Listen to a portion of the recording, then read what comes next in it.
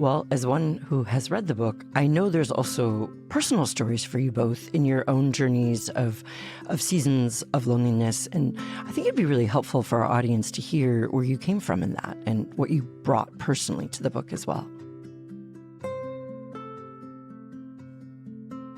Absolutely. And I'm happy to do this because there's a stigma surrounding loneliness. So any chance I get, I'll say, hey, I've struggled. It's a human thing and there's nothing to be ashamed of.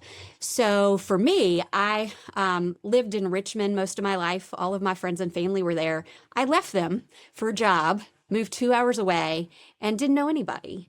And it took a while to build a community. And after having kids, and I didn't have a lot of time to go out and make new friends, I found myself lonely. And I spent several years lonely. And it started off just kind of like a dissatisfaction, like, oh, I wish I had more mom friends. But ultimately, it turned into this really deep ache. And I started to get anxious. I had never been anxious in my life. And I remember one night vividly waking up from a dream and my heart was pounding. It was almost like a panic attack. I was so anxious. And the thought that went with it was that nobody in this town loves my children like we do, right? Like family were 2 to 6 hours away. Our closest friends were all over the globe. And we didn't have anybody local who cared about like our day-to-day lives. And that felt so lonely to me and also unsafe. And I can share what the science of loneliness has to say about that. But I didn't know what was happening until I dug into the literature.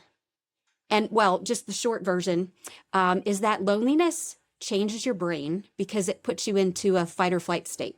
It feels a little dangerous to the isolated brain, right? So it makes you hypervigilant to threat.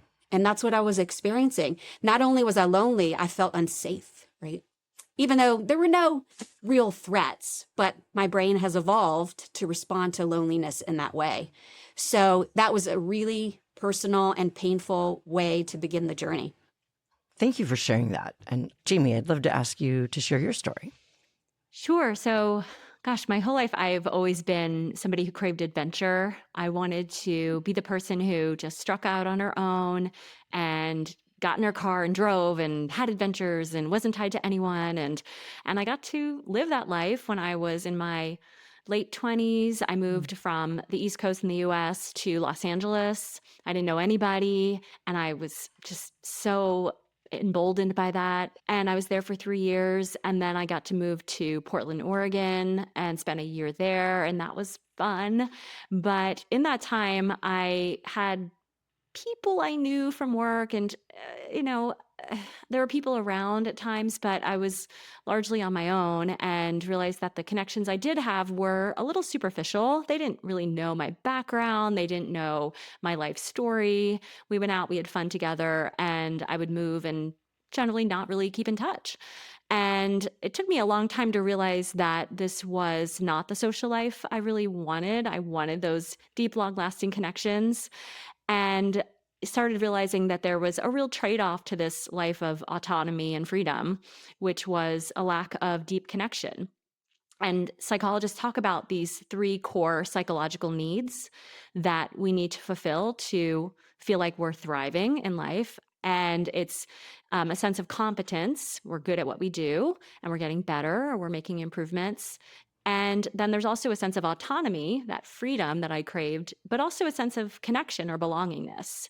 So I was finding that 2 of these needs, they were in constant conflict with each other, right? When I pursued the freedom, I did feel disconnected and at times lonely.